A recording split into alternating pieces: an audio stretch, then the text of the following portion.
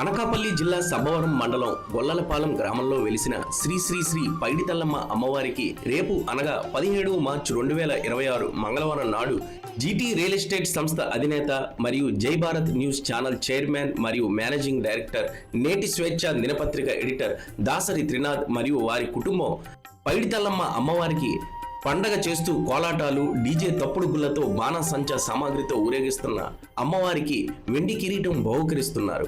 ఈ కార్యక్రమానికి అందరూ ఆహ్వానితులే.